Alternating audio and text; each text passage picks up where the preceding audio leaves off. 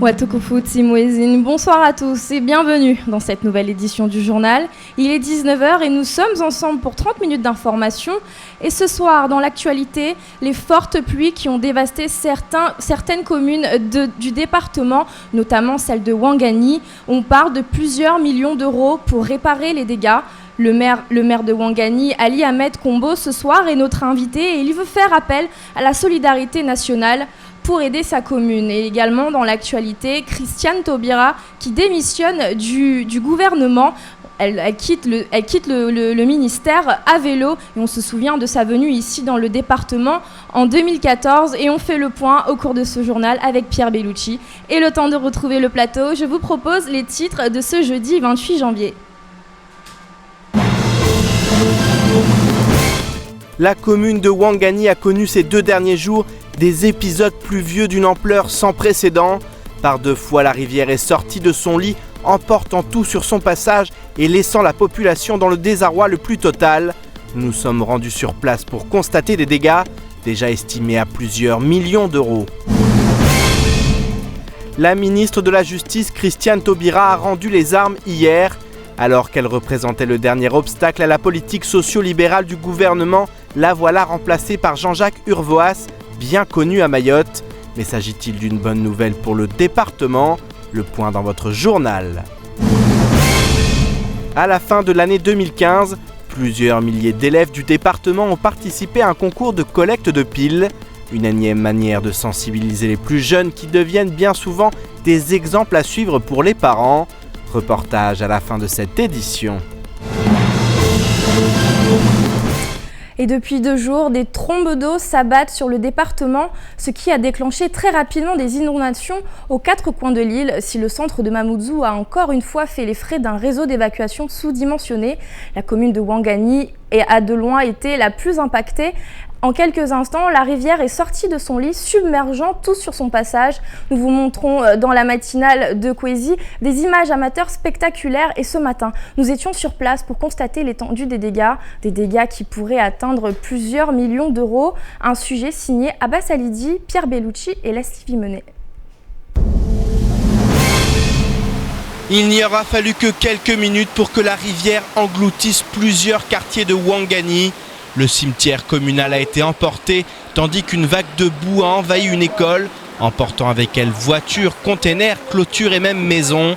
La chaussée a été littéralement éventrée, rendant la circulation difficile, voire impossible à certains endroits. Ces 2 habitants du quartier de Mangabé témoignent de ce qu'ils ont vécu. J'ai pris pas mal d'images et puis dans ces images-là, on voit quand même qu'on était aussi inondés, hein. Pas autant que les autres parce que voilà, je pense qu'on a pu sauver quand même pas mal de matériel comme vous avez pu constater. Donc on a un studio acoustique qui est au fond de la salle, hein, qui a été vraiment touché parce que l'eau arrivait au niveau des chevilles. Donc voilà. Mais je dirais que par rapport aux autres, on n'a pas trop à se plaindre. Tizingizingi vale timambia haraka devani sirora chini timambia buzame ngoni hao ngalie maji wa mitire membio tila mwenze tende tizungu wa wantu wavingi kama shitu na ukomoa tu pesi ya nyumba mba maji pare ivunguhe shitu zakandrani vavo pia maji ya irenge safe wangi de mjua otongo mtojo nifanyayo de wa mitiji tisijua tongo ntozirendao. La protection civile s'est rendue sur place pour constater les dégâts, mais aussi pour déterminer pourquoi la montée des eaux a été aussi rapide. En effet, l'ampleur des dégâts n'a pu être constatée qu'à la fin des averses et selon un membre du conseil municipal, la facture pourrait atteindre plusieurs millions d'euros. Du côté de la mairie, l'heure est aujourd'hui au soutien des victimes. La situation est catastrophique sur laquelle nous portons tout notre soutien en tant que conseil municipal à toute la population qui ont connu ces désagréments, mais aussi toutes nos forces et nos disponibilités envers le maire s'il le souhaite pour pouvoir enfin avoir un plan d'action maintenant à mener pour pouvoir répondre aux besoins de ces catastrophes qu'on vient de voir tout à l'heure. Des agents de la mairie s'attellent actuellement à la tâche afin de réparer ce qui peut encore l'être. tandis qu'une solidarité à l'échelle départementale semble indispensable, comme le confie Atoumani Harouna. Je pense rassurer la population. Il est temps que le conseil municipal se réunisse à une réunion, je pense, d'urgence pour essayer ensemble, parce que ce n'est pas une affaire d'un tel groupe ou tel groupe, c'est plutôt une catastrophe naturelle. Personne ne s'attendait à cet événement. Donc il est temps peut-être chacun participe à son niveau, à ses idées et interpeller, parce que c'est quand même un département où on a des autorités, peut-être faire venir le préfet, le président du conseil départemental qui est notre conseiller départemental en fait du canton Ouangani-Chikoni et la vice-recteur, parce que vous verrez tout à l'heure l'école maternelle, comment aussi ça a été saccagé. Moi ça me fait peur, même si on nettoie aujourd'hui, de mettre des enfants là, prochain vent ou violent, j'ai peur que le mur tombe cette fois-ci. En effet, sur ces images amateurs, un mur s'écroule juste devant une école élémentaire emportant 2 individus. Fort heureusement, l'établissement qui accueille habituellement plus de 180 élèves était vide en raison d'un droit de retrait exercé par les enseignants. Mais une question demeure néanmoins, que se passera-t-il si les pluies sont encore plus fortes dans les prochains jours ? Et de retour sur le plateau du JTM, le maire de Ouangani, Ali Ahmed Kombo, est avec nous ce soir. Bonsoir. Bonsoir Isabelle. Alors on a vu tout au long de la journée d'hier et d'aujourd'hui ces images qui circulent sur les réseaux sociaux et sur les médias. Vous avez souhaité faire passer ce tragique événement en catastrophe naturelle. Est-ce que vous pensez que c'est possible ? Normalement c'est possible. Tout d'abord je tiens d'abord à remercier mes administrés et surtout la population de Ouangani sur en fait la responsabilité qu'ils ont menée, la négociation ensemble, qui ont travaillé durant toute la journée du mardi pour mener à bien ce sujet. La deuxième des choses, normalement on a fait le nécessaire pour contacter tous les services, aussi bien le service de l'État et le service du Conseil général. Aujourd'hui, nous, l'école maternelle de Ouangani, elle est propre. Donc on essaye de faire de ce qu'on peut mieux. Et puis la clôture de l'école, maman, elle est en construction, mais pas, ça sera cette fois-ci un mur, mais un grillage. D'accord. Mais on le voit dans le reportage, si les pluies sont plus fortes, que va-t-il se passer ? Comme je disais ce matin, pour l'instant, je n'ai pas trop de choix. L'école a été construite dans les années 80. À l'époque, on avait 10 ans. Aujourd'hui, moi-même, en tant que maire, j'ai construit la mairie juste à côté avec des bonnes études. Vous voyez, la pluie a passé à plusieurs reprises, jamais ça a touché la mairie. Oui. L'eau a traversé normalement le pont, le fameux pont cimetière, qui est toute responsabilité par rapport à ça, qui a toute sa responsabilité. Aujourd'hui, je ne peux pas laisser les enfants, parce que soi-disant qu'on est en saison de pluie, les laisser à la maison, parce que en fait, il y a des fortes pluies qui arrivent. Oui, mais on va tester quand même, regarder la météo France. Si jamais des fortes pluies qui sont engagées, dans ce cas-là, je ferai appel à l'inspectrice et à la vice-recteur de ne pas prendre cause ce jour-là. Oui, mais vous nous parlez de l'école, vous nous parlez de la mairie, mais il y a aussi les habitations des habitants de Ouangani. Oui, mais comme on le dit très bien, par rapport à la construction que nous avons, ce n'est pas comme aujourd'hui. Aujourd'hui, il y a des études qu'on essaie de mener. Mais avant, on construisait n'importe comment et on paye cash. C'est ce qu'on a fait il y a 15-20 ans aujourd'hui. Pierre Bellucci, bonsoir. Vous souhaitez intervenir avec le maire de Ouangani.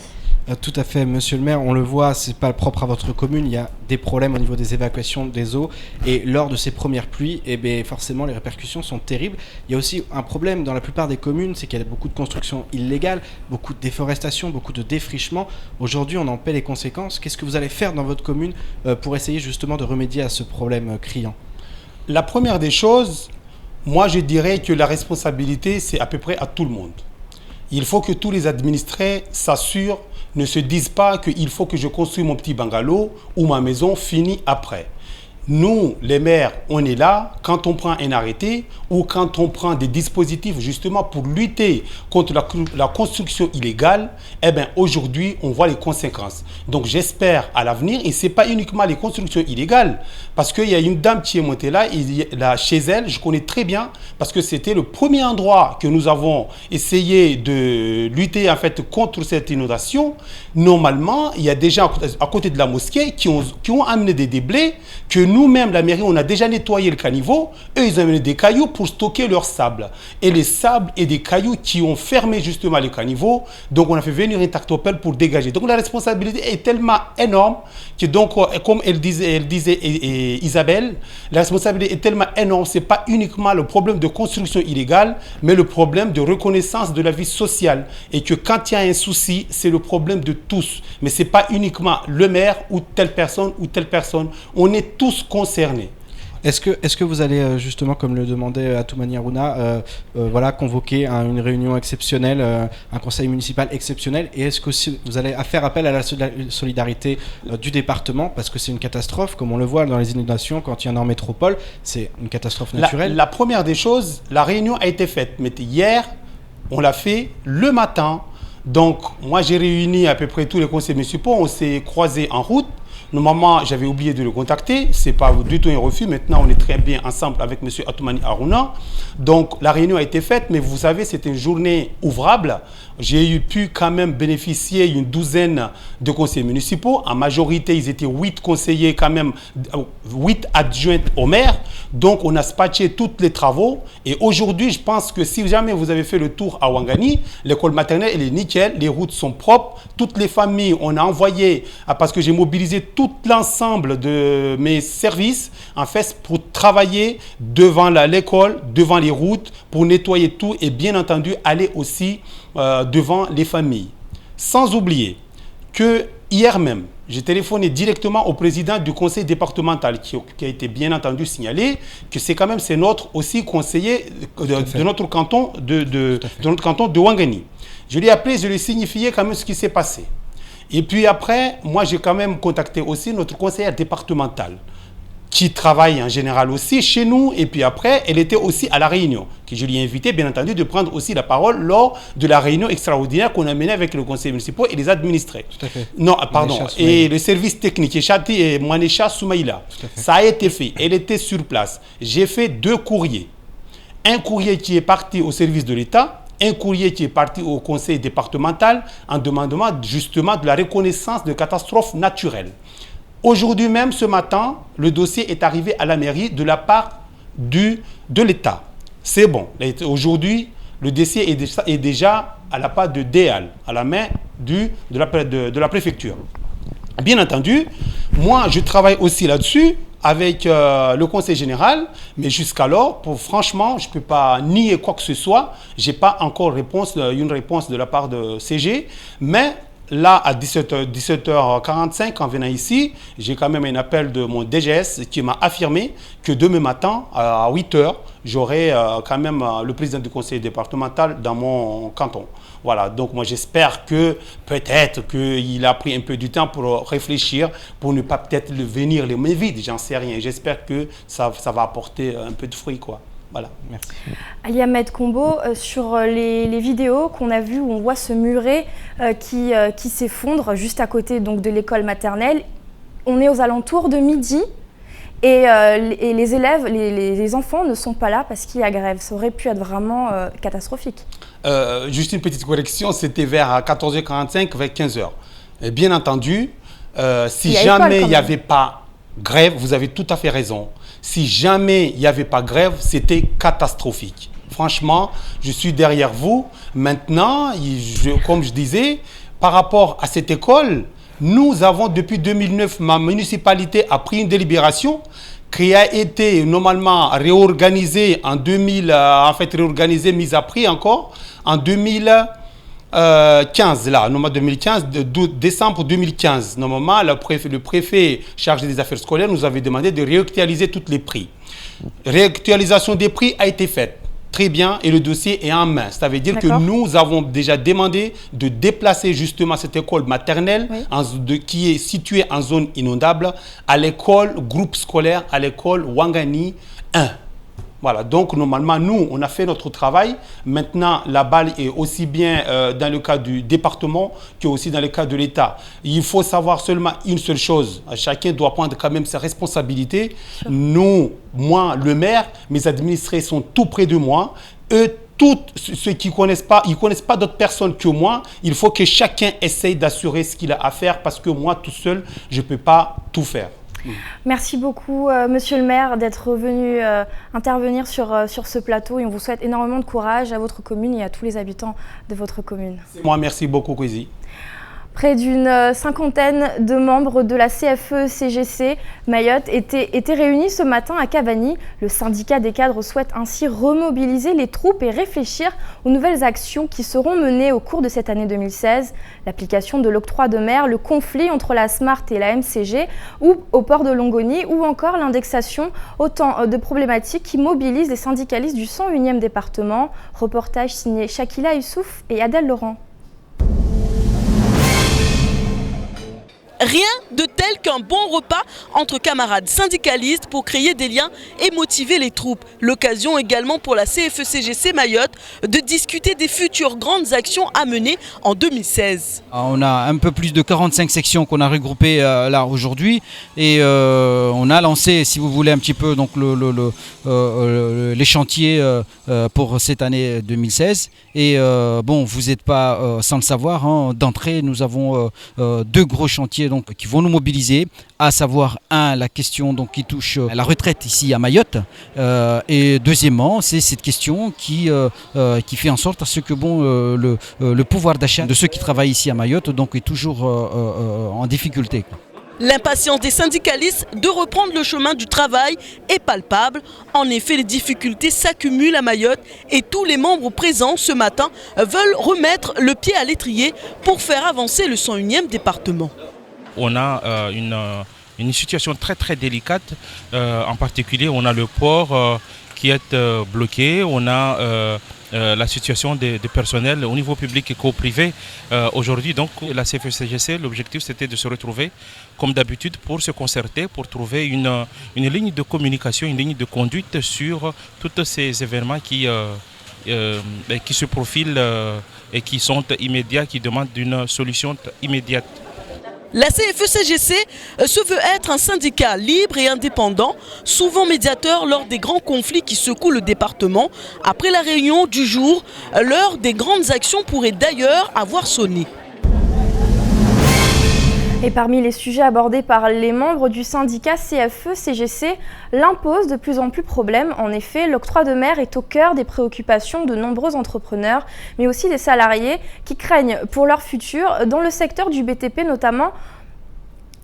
Dans le secteur du BTP notamment, le risque d'importer et de délocaliser certaines activités est réel. On écoute Théophane Arayanin, le PDG d'IBS, qui s'est exprimé sur le sujet lors de la matinale de Kwesi. Il y a un ensemble de produits qui risquent effectivement profiter à des pays voisins.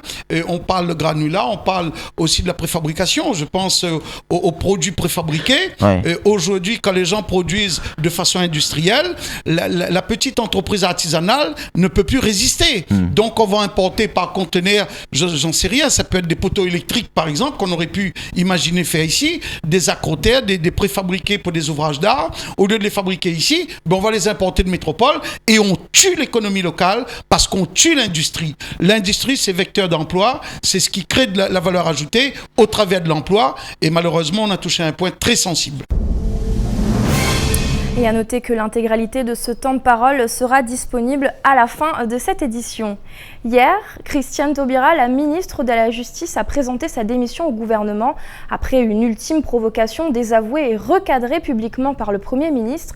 Sa démission est vécue pour bon nombre comme une suite logique au vu de ses convictions. Nous sommes donc partis à la rencontre de la population pour connaître leurs sentiments sur ses actions en tant que ministre de la Justice, car si bon nombre s'accordent pour dire qu'elle est restée fidèle à elle-même, pour d'autres, il était temps qu'elle démissionne. La démission de Christiane Taubira, une bonne nouvelle pour le département. C'est un reportage de Shakila Youssouf et de Leslie Vimenet.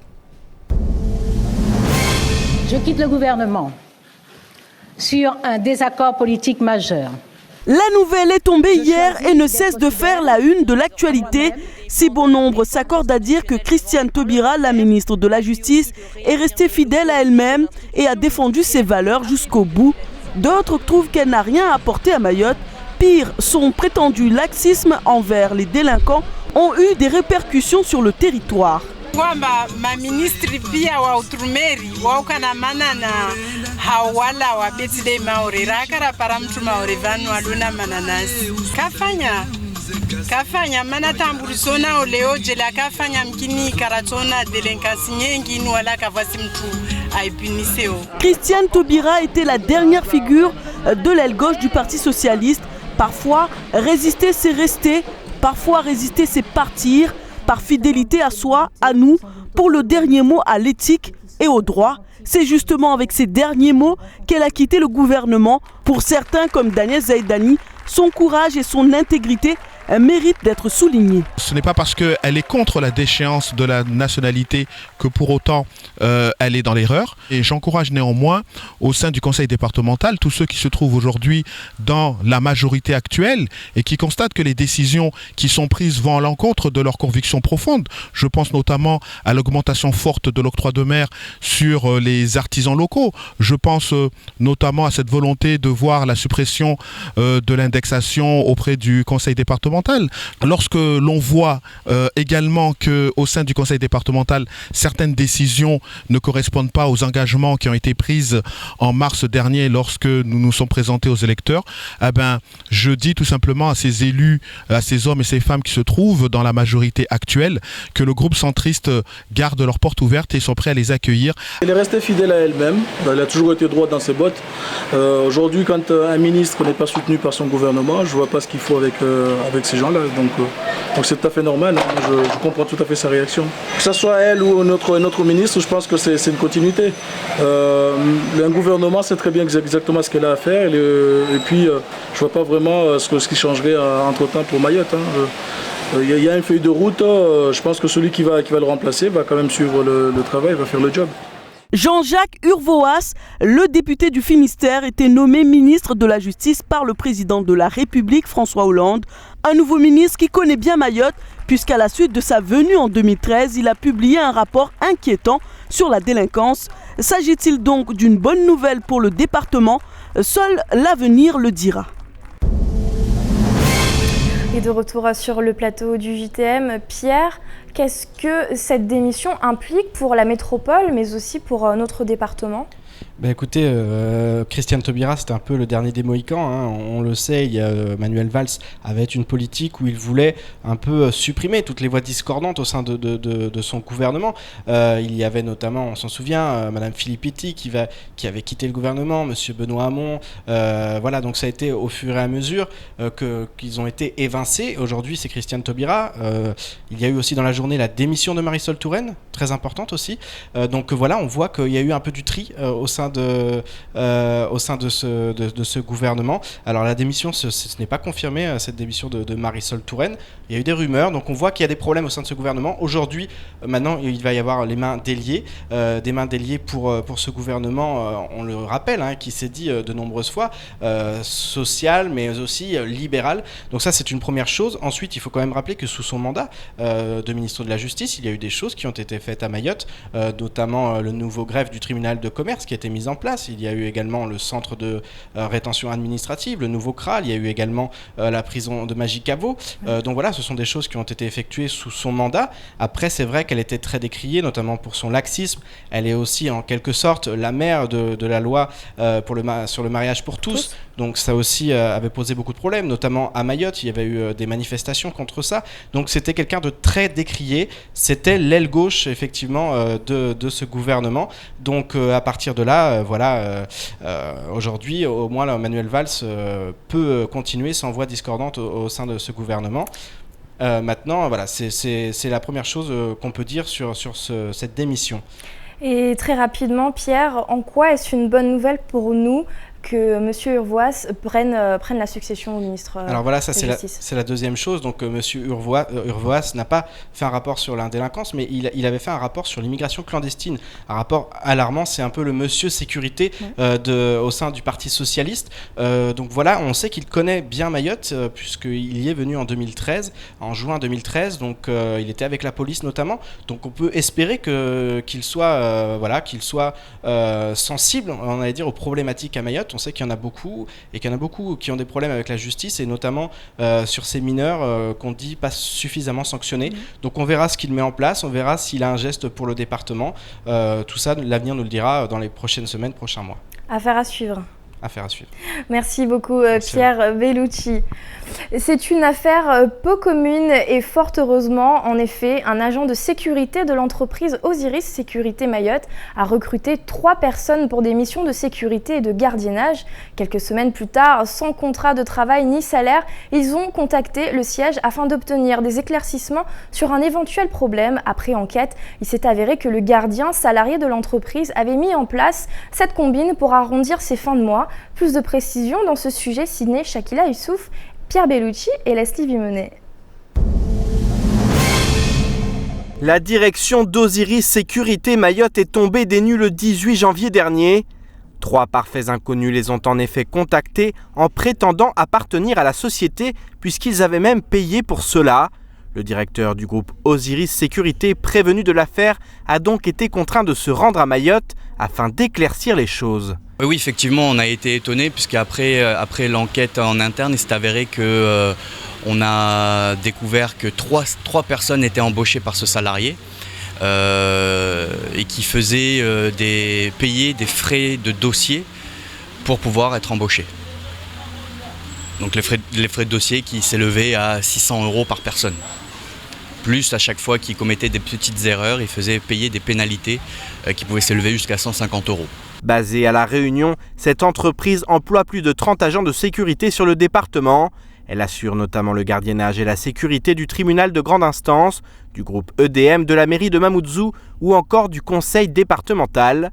C'est pourquoi le directeur a tenu à venir en personne pour régler le problème. Nous sommes une société sérieuse, nous n'avons jamais eu ce genre de pratique et ces événements sont indépendants de notre volonté. Sont uniquement la charge du salarié qui a commis ces faits-là. Et nous allons entamer toutes les voies de recours nécessaires pour avoir gain de cause du préjudice moral qu'on a subi. Immédiatement convoqué, l'escroc a en effet été mis à pied après avoir reconnu les faits et une procédure pouvant aller jusqu'au licenciement a été enclenchée.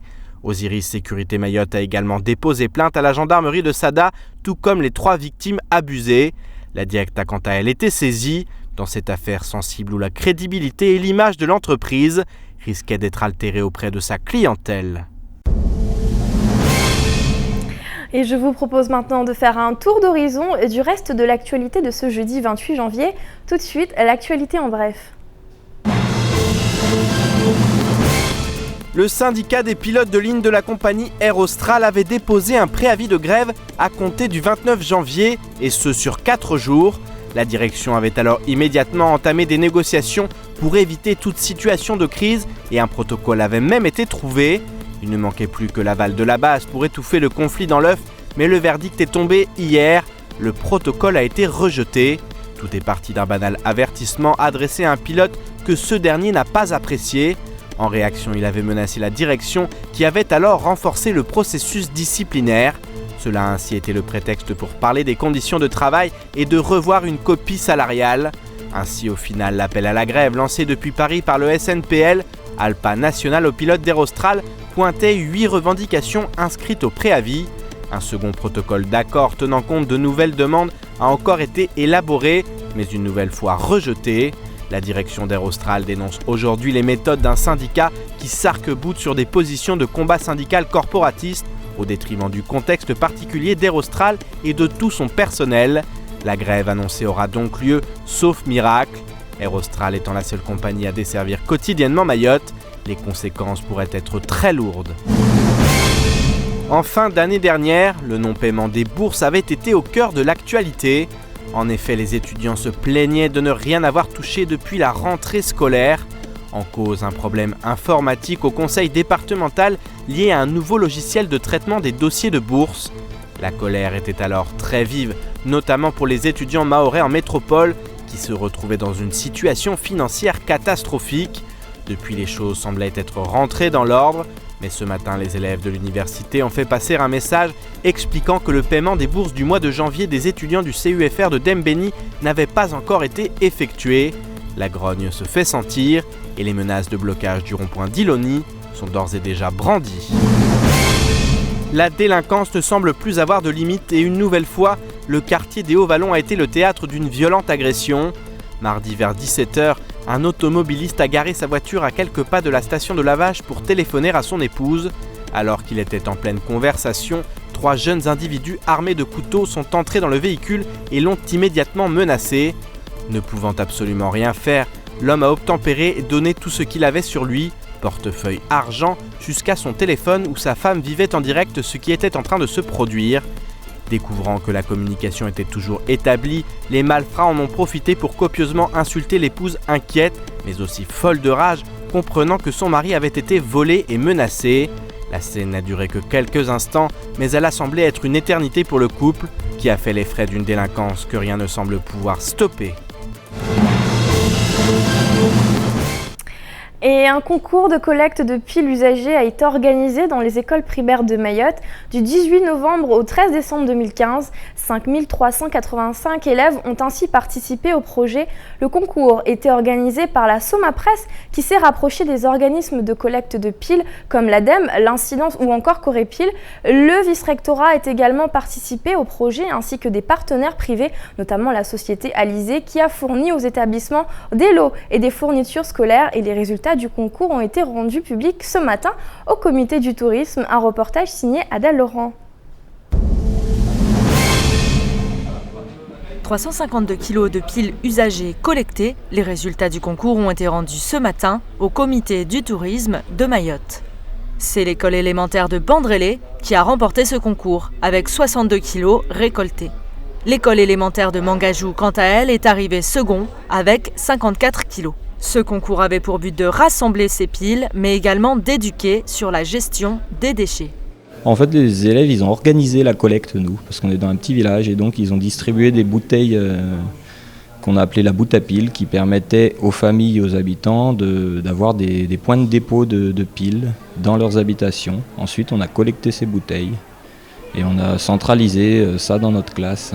On a fait passer le geste, en fait. Ils ont réussi à trier, ils étaient récompensés et encouragés à porter leurs piles dans le point de collecte qui était à l'école. Et on souhaite que ce geste s'inscrive dans la durée et que tout le monde, famille, élèves, trie ces piles et les apporte. Le fait d'avoir un point de collecte dans l'école a facilité le tri. On ne s'est pas cantonné à la collecte des piles, on a aussi découvert ce que c'était qu'une pile et fait des sciences, on a lu des textes sur les piles. On en a écrit aussi, puisqu'on écrit un journal de l'école où on a parlé de ce qu'on faisait, pourquoi on le faisait. On a fait de l'hygiène, de la santé, on a vu quels étaient les constituants de la pile et quels étaient les dangers liés au rejet de piles dans la nature. La collecte continue, mais les écoles sont limitées dans le nombre de piles à conserver. Les établissements scolaires souhaitent donc installer, avec le concours d'incidence et de corps-piles, des bornes de collecte dans les écoles afin de continuer leur action. L'Agence de l'environnement et de la maîtrise de l'énergie, acteur majeur du développement durable à Mayotte, a financé à hauteur de 30% l'opération de collecte.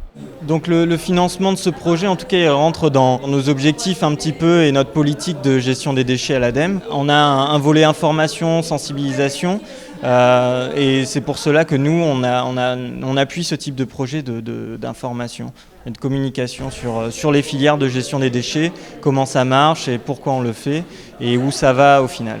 Donc ces piles, à l'heure actuelle, vont en métropole. Et il faut savoir que de monter des unités de recyclage des déchets sur des territoires comme Mayotte ou des dom-toms qui sont des territoires assez restreints, ça s'avère très compliqué. Voilà, plusieurs contraintes, des gisements, des coûts d'exploitation. Et le plus simple pour l'instant est de pouvoir les exporter vers des unités de traitement et de recyclage en métropole qui sont aptes à recycler ces déchets. Il y a une valorisation des métaux qui peut être ensuite faite pour différents objets et être récupérée par les industriels. L'ADEME souhaiterait, dans un futur proche, mettre en place un partenariat avec le vice-rectorat afin d'aller plus loin et de monter un projet global de communication et d'éducation à la gestion des déchets. Tout cela dans le but de sensibiliser les enfants à l'importance du tri, enfants qui éduqueront peut-être à leur tour leurs parents. Et c'est la fin de ce journal. Merci de rester fidèle à KTV et Kwezi FM, le 106.9. Cette édition est disponible en replay sur notre site l'infokwezi.fr et sur OM5. Je vous propose de regarder la météo de demain avec Ornella Perrine. Restez bien vigilants puisque Météo France Mayotte annonce des fortes pluies pour ce week-end. À suivre juste après le temps de parole, Théophane Ariana. Il était ce matin au micro de Patrick Milan. Et puis demain, l'équipe de la matinale recevra à 7h Daniel Zaidani. Et puis à 7h30, Dominique Mac, pharmacien. Tous deux interviendront sur l'octroi de mer. Un grand merci à toute la rédaction de Kwezi ainsi qu'à Camille Idlas qui a réalisé ce journal et Ousmane Baevaben pour le son plateau et en radio. Quant à moi, je vous retrouve dès demain pour un nouveau JTM. Je vous souhaite une excellente soirée à tous. Kwaheri.